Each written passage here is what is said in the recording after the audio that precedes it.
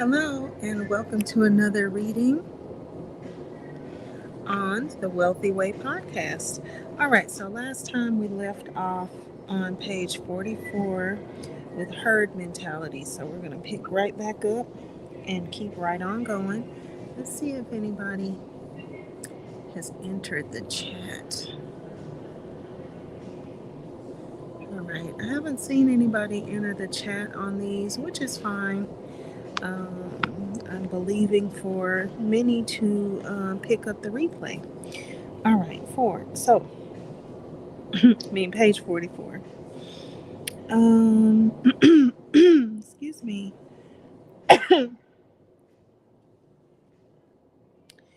I'm just going to pick back up in the middle of page 44, or really at the top of page 44, since I didn't check to see first where we left off on page 44. So, here we go. For example, if your trading plan dictates that no more than 2% of the portfolio value be allocated to any single trade, and you really want to load up on something that takes the percentage to 10%, you may feel a little stressed. I hope so. Let's see. At all times, be in the present so you do not miss warnings like this. Of course, if you have a larger portfolio and feel safe with higher percentages, then adjust. Do not make a fearful or greedy decision. I feel like I read this. For the way we trade using the Kaching method with vertical spreads, you could hedge risk by tightening the spread difference. So instead of a 5 point spread, you can do a 3 point or even a 2 point spread or take less contracts. Managing fear and greed is essential for investors to succeed in the stock market.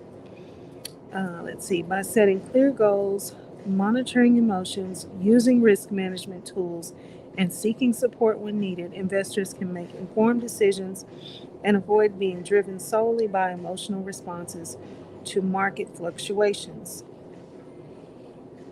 Okay, herd mentality. Herd behavior in the stock market can be a double edged sword. On the one hand, following the crowd can provide a sense of safety and reassurance that others are making the same investment decisions. However, it can also lead to irrational and uninformed decision making, which can have disastrous consequences like falling for amateur gaps. One of the main problems with herd behavior is that it can create market bubbles. Let's see just a second.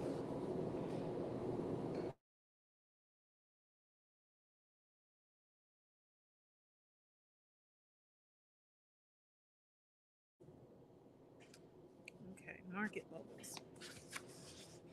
This happens when investors become overly optimistic about a particular asset, driving its price up beyond its fundamental value.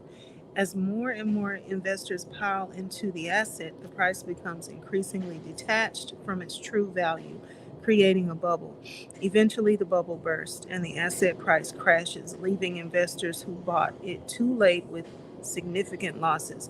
One data point for me back in the day was when cab drivers gave stock tips. Herd behavior can also contribute. They had an exclamation mark behind that. Herd behavior can also contribute to market crashes. When investors begin to panic, they may rush to sell their investments, causing a chain reaction that can lead to a sudden and steep drop in asset prices. This can create a negative feedback loop, which falling prices lead to, with falling prices leading to more selling and further price declines. To manage the risks associated with herd behavior, it's important for investors to do their own research and not rely solely on the opinions of others. On the okay. At all times, you want to discover what the professionals are doing and follow them. Okay. Page 46, Investors Daily or other tools.